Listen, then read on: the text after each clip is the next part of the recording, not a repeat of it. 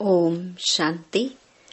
7 फरवरी 2025 बाबा के महावाक्य।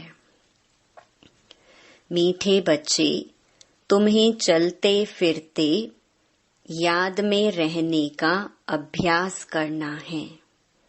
ज्ञान और योग, यही मुख्य 2 चीजें हैं। योग माना याद। प्रश्न: अक्लमंद होशियार बच्चे कौन से बोल मुख से नहीं बोलेंगे? उत्तर: हमें योग सिखलाओ, यह बोल अक्लमंद बच्चे नहीं बोलेंगे। बाप को याद करना सीखना होता है क्या? यह पाठशाला है पढ़ने पढ़ाने के लिए, ऐसे नहीं याद करने के लिए कोई खास बैठना है। तुम्हें कर्म करते बाप को याद करने का अभ्यास करना है। ओम शांति। अब रूहानी बाप बैठ रूहानी बच्चों को समझाते हैं। बच्चे जानते हैं रूहानी बाप इस रथ द्वारा हमको समझा रहे हैं। अब जबकि बच्चे हैं तो बाप को व किसी बहन व भाई को कहना कि मुझे बाबा को याद करना सिखलाओ, यह रॉन्ग हो जाता है। तुम कोई छोटी बच्चियां तो नहीं हो ना। यह तो जानते हो मुख्य है रूह, वह तो है अविनाशी। शरीर है विनाशी, बड़ा तो रूह हुआ ना। अज्ञान काल में यह ज्ञान किसको नहीं रहता है कि हम आत्मा हैं, शरीर द्वारा बोलते हैं। देह अभिमान में आकर ही बोलते हैं मैं यह करता हूँ। अभी तुम देही अभिमानी बने हो, जानते हो आत्मा कहती है मैं इस शरीर द्वारा बोलती हूँ, कर्म करती हूँ। आत्मा मेल है। बाप समझाते हैं यह बोल बहुत करके सुने जाते हैं। कहते हैं हमको योग में बिठाओ। सामने एक बैठते हैं इस ख्याल से कि हम भी बाबा की याद में बैठें, यह भी बैठें। अब पाठशाला कोई इसके लिए नहीं है, पाठशाला तो पढ़ाई के लिए है। बाकी ऐसे नहीं यहाँ बैठकर सिर्फ तुम्हें याद करना है। बाप ने तो समझाया है चलते फिरते उठते बैठते बाप को याद करो। इसके लिए खास बैठने की भी दरकार नहीं। जैसे कोई कहते हैं राम राम कहो, क्या बिगर राम राम कहे याद नहीं कर सकते हैं? याद तो चलते फिरते कर सकते हैं। तुमको तो कर्म करते बाप को याद करना है। आशिक माशूक कोई खास बैठकर 1-2 को याद नहीं करते हैं। काम काज धंधा आदि सब करना है। सब कुछ करते अपने माशूक को याद करते रहो। ऐसे नहीं कि उनको याद करने के लिए खास कहाँ जाकर बैठना है। तुम बच्चे गीत व कविताएं आदि सुनाते हो तो बाबा कह देते हैं यह भक्ति मार्ग की है। कहते भी हैं शांति देवा, सो तो परमात्मा को ही याद करते हैं, ना कि श्री कृष्ण को। ड्रामा अनुसार आत्मा अशांत हो पड़ी है तो बाप को पुकारती है, क्योंकि शांति सुख ज्ञान का सागर वह है। ज्ञान और योग मुख्य दो चीजें हैं। योग माना याद। उन्हों का हठ योग बिल्कुल ही अलग है। तुम्हारा है राजयोग। बाप को सिर्फ याद करना है। बाप द्वारा तुम बाप को जानने से सृष्टि के आदि मध्य अंत को जान गई हो। तुमको सबसे बड़ी खुशी तो यह है कि हमको भगवान पढ़ाते हैं। भगवान का भी पहले पहले पूरा परिचय होना चाहिए। ऐसा तो कभी नहीं जाना कि जैसे आत्मा स्टार है वैसे भगवान भी स्टार है। वह भी आत्मा है, परंतु उनको परम आत्मा सुप्रीम सोल कहा जाता है। वह कभी पुनर्जन्म तो लेते नहीं हैं। ऐसे नहीं कि वह जन्म मरण में आते हैं, नहीं, पुनर्जन्म नहीं लेते हैं। खुद आकर समझाते हैं मैं कैसे आता हूँ। त्रिमूर्ति का गायन भी भारत में है। त्रिमूर्ति ब्रह्मा विष्णु शंकर का चित्र भी दिखाते हैं। शिव परमात्माए नमः कहते हैं ना। उस ऊंच ते ऊंच बाप को भूल गए हैं, सिर्फ त्रिमूर्ति का चित्र दे दिया है। ऊपर में शिव तो जरूर होना चाहिए, जिससे यह समझें कि इनका रचयिता शिव है। रचना से कभी वर्षा नहीं मिल सकता है। तुम जानते हो ब्रह्मा से कुछ भी वर्षा नहीं मिलता। विष्णु को तो हीरे जवाहरों का ताज है ना। शिव बाबा द्वारा फिर पैनी से पाउंड बने हैं। शिव का चित्र ना होने से सारा खंडन हो जाता है। ऊंच ते ऊंच है परम पिता परमात्मा, उनकी यह रचना है। अभी तुम बच्चों को बाप से स्वर्ग का वर्षा मिलता है 21 जन्मों के लिए। भल वहाँ फिर भी समझते हैं लौकिक बाप से वर्षा मिला है। वहाँ यह पता नहीं कि यह बेहद के बाप से पाई हुई प्रारब्ध है।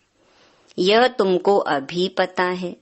अभी की कमाई वहाँ 21 जन्म चलती है। वहाँ यह मालूम नहीं रहता है। इस ज्ञान का बिल्कुल पता नहीं रहता। यह ज्ञान न देवताओं में है न शूद्रों में रहता है। यह ज्ञान है ही तुम ब्राह्मणों में। यह है रूहानी ज्ञान। स्पिरिचुअल का अर्थ भी नहीं जानते हैं। डॉक्टर ऑफ फिलॉसफी कहते हैं, डॉक्टर ऑफ स्पिरिचुअल नॉलेज एक ही बाप है। बाप को सर्जन भी कहा जाता है ना। साधु सन्यासी आदि कोई सर्जन थोड़े ही हैं। वेद शास्त्र आदि पढ़ने वालों को डॉक्टर थोड़े ही कहेंगे। भल टाइटल भी दे देते हैं, परंतु वास्तव में रूहानी सर्जन है एक बाप। जो रूह को इंजेक्शन लगाते हैं वह है भक्ति। उनको कहना चाहिए डॉक्टर ऑफ भक्ति, अथवा शास्त्रों का ज्ञान देते हैं। उनसे फायदा कुछ भी नहीं होता, नीचे गिरते ही जाते हैं। तो उनको डॉक्टर कैसे कहेंगे? डॉक्टर तो फायदा पहुंचाते हैं ना। यह बाप तो है अविनाशी ज्ञान सर्जन। योग बल से तुम एवर हेल्दी बनते हो। यह तो तुम बच्चे ही जानते हो, बाहर वाले क्या जाने। उनको अविनाशी सर्जन कहा जाता है। आत्माओं में जो विकारों की खाद पड़ी है उसे निकालना, पतित को पावन बनाकर सद्गति देना, यह बाप में शक्ति है। ऑलमाइटी पतित पावन एक फादर है।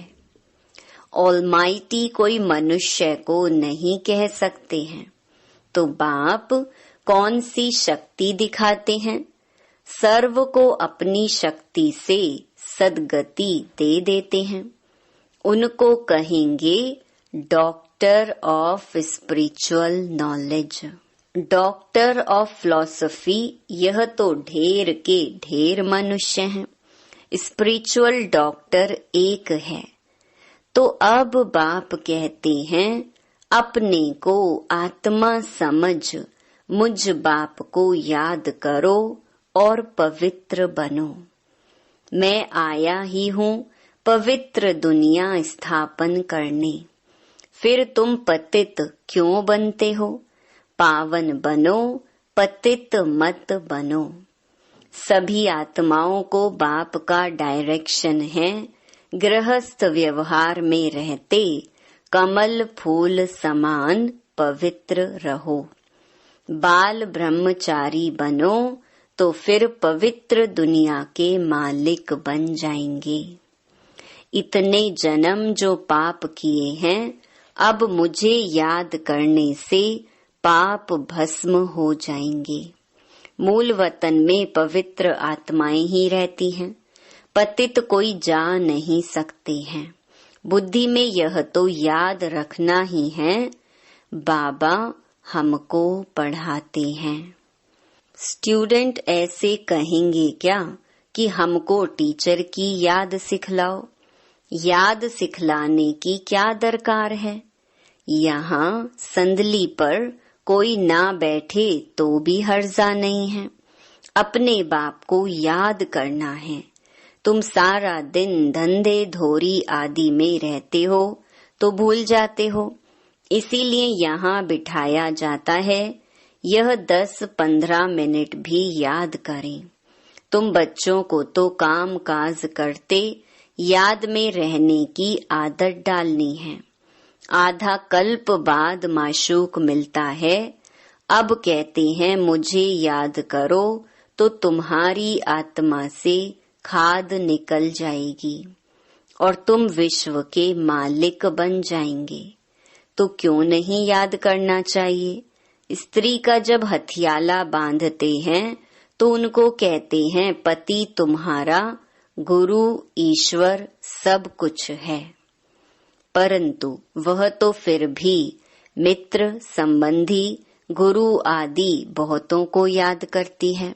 वह तो देहधारी की याद हो गई। यह तो पतियों का पति है, उनको याद करना है। कोई कहते हैं हमको निष्ठा में बिठाओ, परंतु इससे क्या होगा? 10 मिनट यहाँ बैठते हैं तो भी ऐसे मत समझो कि कोई एकरस हो बैठते हैं। भक्ति मार्ग में किसकी पूजा करने बैठते हैं तो बुद्धि बहुत भटकती रहती है। नौधा भक्ति करने वालों को यही तात लगी रहती है कि हमको साक्षात्कार हो। वह आश लगाकर बैठे रहते हैं, एक की लगन में लवलीन हो जाते हैं, तब साक्षात्कार होता है। उनको कहा जाता है नौधा भक्त। वह भक्ति ऐसी है जैसे आशिक माशूक, खाते पीते बुद्धि में याद रहती है, उनमें विकार की बात नहीं होती। शरीर पर प्यार हो जाता है, एक दो को देखने बिगर रह नहीं सकते।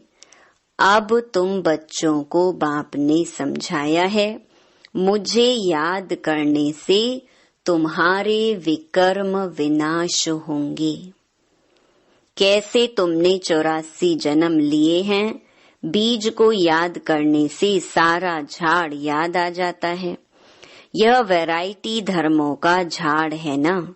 यह सिर्फ तुम्हारी बुद्धि में ही है कि भारत गोल्डन एज में था, अब आयरन एज में है। यह अंग्रेजी अक्षर अच्छे हैं, इनका अर्थ अच्छा निकलता है। आत्मा सच्चा सोना होती है, फिर उनमें खाद पड़ती है। अभी बिल्कुल झूठी हो गई है, इनको कहा जाता है आयरन एजेड। आत्माएं आयरन एजेड होने से जेवर भी ऐसा हो गया है।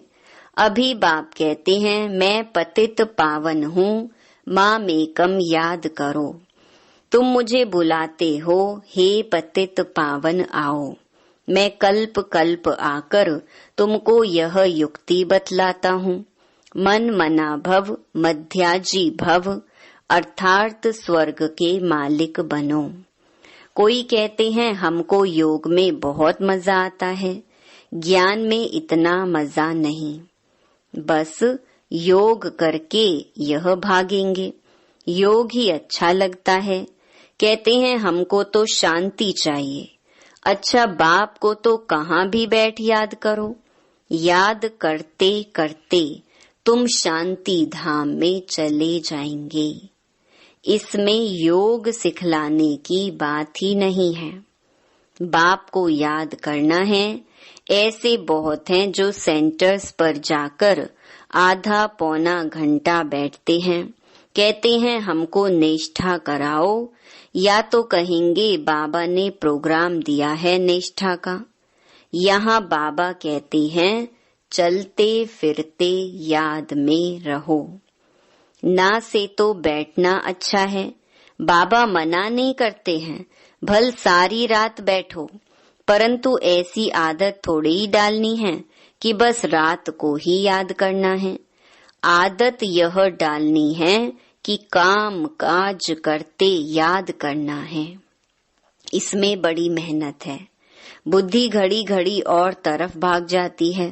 भक्ति मार्ग में भी बुद्धि भाग जाती है, फिर अपने को चुटकी काटते हैं। सच्चे भक्त जो होते हैं उनकी बात करते हैं। तो यहाँ भी अपने साथ ऐसी ऐसी बातें करनी चाहिए। बाबा को क्यों नहीं याद किया? याद नहीं करेंगे तो विश्व के मालिक कैसे बनेंगे? आशिक माशूक तो नाम रूप में फंसे रहते हैं। यहाँ तो तुम अपने को आत्मा समझ बाप को याद करते हो। हम आत्मा इस शरीर से अलग हैं। शरीर में आने से कर्म करना होता है। बहुत ऐसे भी हैं जो कहते हैं हम दीदार करें। अब दीदार क्या करेंगे? वह तो बिंदी है ना। अच्छा, कोई कहते हैं श्री कृष्ण का दीदार करें। श्री कृष्ण का तो चित्र भी है ना। जो जड़ है सो फिर चैतन्य में देखेंगे, इससे फायदा क्या हुआ? साक्षात्कार से थोड़े ही फायदा होगा। तुम बाप को याद करो तो आत्मा पवित्र हो। नारायण का साक्षात्कार होने से नारायण थोड़े ही बन जाएंगे। तुम जानते हो हमारी एम ऑब्जेक्ट है ही लक्ष्मी नारायण बनने की, परंतु पढ़ने बिगर थोड़े ही बनेंगे। पढ़कर होशियार बनो, प्रजा भी बनाओ, तब लक्ष्मी नारायण बनेंगे। मेहनत है। पास विद ऑनर होना चाहिए, जो धर्म राज की सजा ना मिले। यह मुरब्बी बच्चा भी साथ है। यह भी कहते हैं तुम तीखे जा सकते हो। बाबा के ऊपर तो कितना बोझा है। सारा दिन कितने ख्यालात करने पड़ते हैं। हम इतना याद नहीं कर सकते हैं। भोजन पर थोड़ी याद रहती, फिर भूल जाते हैं। समझता हूँ बाबा और हम दोनों सैर करते हैं। सैर करते करते बाबा को भूल जाता हूँ। खिसकनी वस्तु है ना। घड़ी घड़ी याद खिसक जाती है। इसमें मेहनत बहुत है। याद से ही आत्मा पवित्र होनी है। बहुतों को पढ़ाएंगे तो ऊंच पद पाएंगे। जो अच्छा समझते हैं वह अच्छा पद पाएंगे। प्रदर्शनी में कितनी प्रजा बनती है। तुम एक एक लाखों की सेवा करेंगे और फिर अपनी भी अवस्था ऐसी चाहिए। कर्मातीत अवस्था हो जाएगी, फिर शरीर नहीं रहेगा। आगे चल तुम समझेंगे। अब लड़ाई जोर हो जाएगी, फिर ढेर तुम्हारे पास आते रहेंगे। महिमा बढ़ती जाएगी, अंत में सन्यासी भी आएंगे, बाप को याद करने लग पड़ेंगे। उनका पार्ट ही मुक्ति धाम में जाने का है, नॉलेज तो लेंगे नहीं। तुम्हारा मैसेज सभी आत्माओं तक पहुंचना है। अखबारों द्वारा बहुत सुनेंगे। कितने गांव हैं, सबको पैगाम देना है। मैसेंजर पैगंबर तुम ही हो, पतित से पावन बनाने वाला और कोई है नहीं सिवाय बाप के। ऐसे नहीं कि धर्म स्थापक किसको पावन बनाते हैं, उनका धर्म तो वृद्धि को पाना है। वह वापस जाने का रास्ता कैसे बताएंगे? सर्व का सद्गति दाता एक है। तुम बच्चों को अब पवित्र जरूर बनना है। बहुत हैं जो पवित्र नहीं रहते हैं। काम महाशत्रु है ना। अच्छे अच्छे बच्चे गिर पड़ते हैं। कुदृष्टि भी काम का ही अंश है। यह बड़ा शैतान है। बाप कहते हैं इस पर जीत पहनो तो जगत जीत बन जाएंगे। अच्छा, मीठे मीठे सिकिलधे बच्चों प्रति माता पिता बाप दादा का याद प्यार और गुड मॉर्निंग। रूहानी बाप की रूहानी बच्चों को नमस्ते। धारणा के लिए मुख्य सार। पहला, काम काज करते याद में रहने की आदत डालनी है। बाप के साथ जाने व पावन नई दुनिया का मालिक बनने के लिए पवित्र जरूर बनना है। दूसरा, ऊंच पद पाने के लिए बहुतों की सेवा करनी है, बहुतों को पढ़ाना है। मैसेंजर बन यह मैसेज सभी तक पहुंचाना है। वरदान, स्नेह की गोद में आंतरिक सुख व सर्व शक्तियों का अनुभव करने वाले यथार्थ पुरुषार्थी भव। जो यथार्थ पुरुषार्थी हैं, वे कभी मेहनत व थकावट का अनुभव नहीं करते, सदा मोहब्बत में मस्त रहते हैं। वे संकल्प से भी सरेंडर होने के कारण अनुभव करते कि हमें बाप दादा चला रही हैं। मेहनत के पांव से नहीं, लेकिन स्नेह की गोदी में चल रहे हैं। स्नेह की गोद में सर्व प्राप्तियों की अनुभूति होने के कारण वह चलते नहीं, लेकिन सदा खुशी में, आंतरिक सुख में, सर्व शक्तियों के अनुभव में उड़ते रहते हैं।